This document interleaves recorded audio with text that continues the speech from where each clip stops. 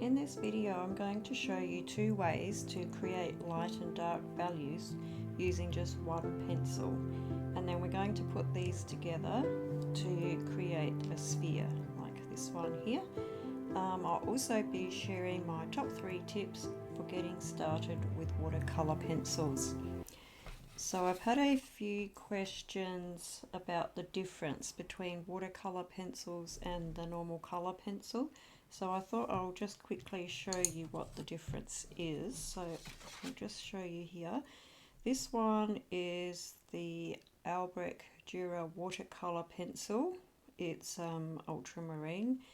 So I'm just going to make a little swatch of that here. This particular one is a polychromos color pencil, but also by Faber-Castell.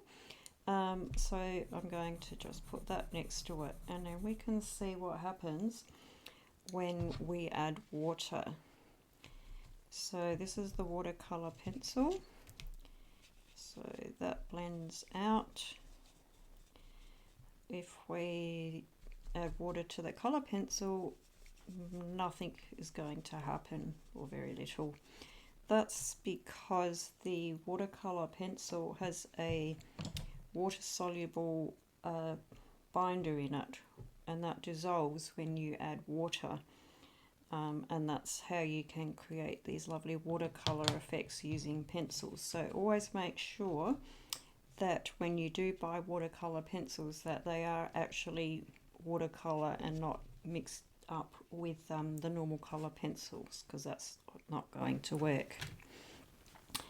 Okay, so in terms of art, value means how light or dark a color is, and it's one of the main ways that we can create an illusion of depth or dimension in drawings. Essentially this here, you can get these from any art shop, or Amazon is just a value finder that you can use to work out how light or dark a colour is. But essentially it shows you what values are. So you go here from very light through different gradations of colours to the total 100% black. Okay, so watercolor pencils, we can create a range of values in two easy ways. So the first way is just by looking at how much pencil we lay down on the paper. So as an example, up here we can do a very light layer of pencil. I also find if you do it in a circular motion that it covers the paper better, because it goes into all the little grooves. Next to that we can make another square, and in this one we're going to press a lot harder, so we're laying down more pencil here. So it's already darker there. So now if we add water to those, you can see the light pencil layer will give you a light blue, and the heavier pencil is going to give you a darker blue.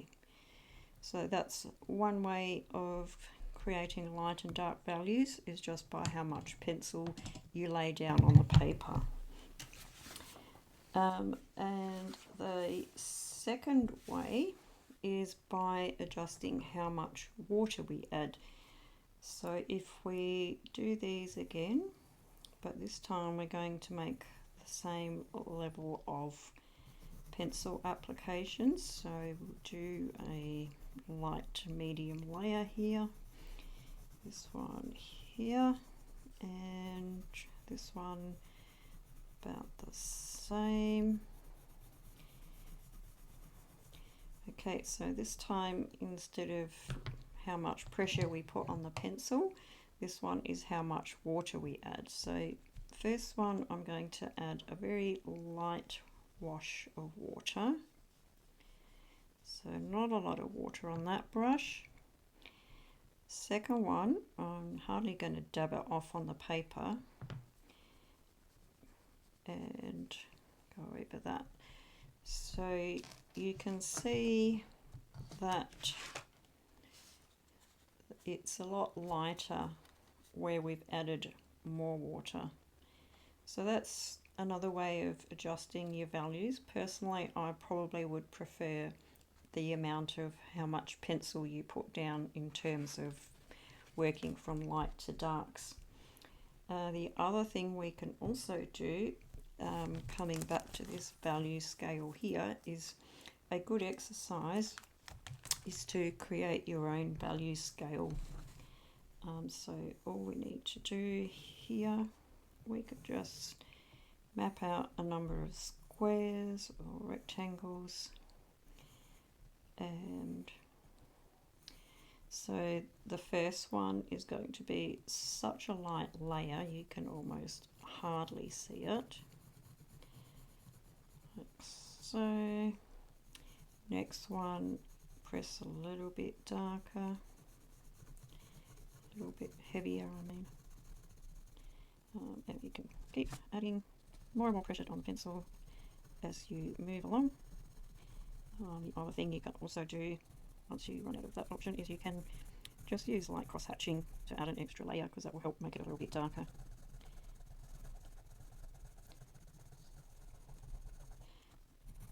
So pressing a bit harder.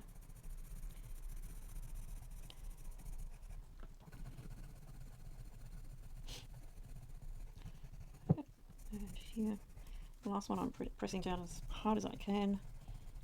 And I might even add another layer across the other direction just to fill in some of those hills and hollows in the paper. So, okay, so here we've made a very basic value scale, working from as light as almost as we can get to as dark as we can get. We could also add some water to that to make it a bit more fun. So you always work from light to dark. So we can go across. And that looks pretty nice. Let me know in the comments if you've tried making your own value scale. I like how that looks. So now we're going to put some of this knowledge to practice, and we're going to make a sphere using just one pencil. So we'll use this blue one again.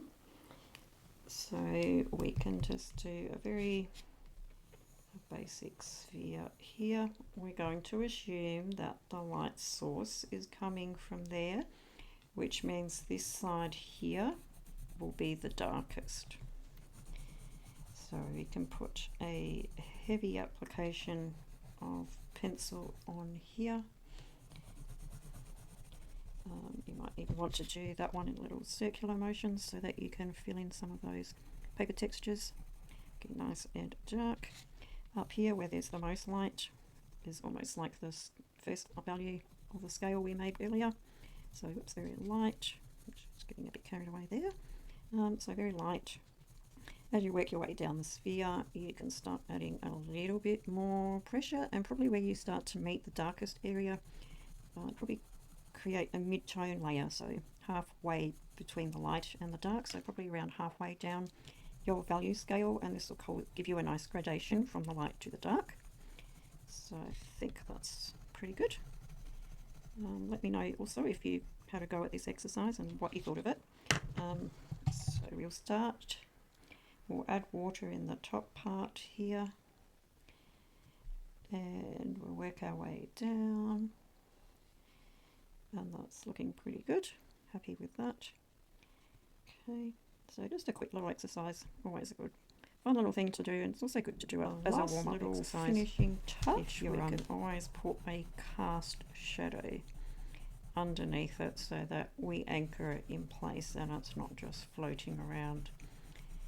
On the underneath it is going to be the darkest area, the darkest value. So we'll make that really dark, pressing really hard with the pencil onto the paper. And then we could just add some water to that. Okay, hope you have found that helpful. So my top 3 tips for getting started with watercolor pencils. Tip is to use a good quality watercolor paper. So this one, for example, is from Kaiser Craft. It's actually really quite good, and it's 300 GSM, and they're a good price, and it's really a good quality paper that I'm happy to use. So make sure you get a good quality paper, not the thin stuff. The second tip is to work from the light to the dark when you're layering with pencils. Always start with your lightest areas and then work towards the darker areas. It's easier to build up colour than to try and take it away afterwards, which you won't be able to do very easily. So always work from the light to the dark. My final tip is to, when you add water, always just start with a small amount of water, because you can always go over it again. But it's going to be very difficult if you need to mop up a whole puddle. So I have a little bit of water on the brush and just working my way again from the light to the dark if you want. Okay, so I hope that's been good as an introduction to creating values with watercolor pencils. And thank you for watching. Please subscribe, and I'll see you in the next video.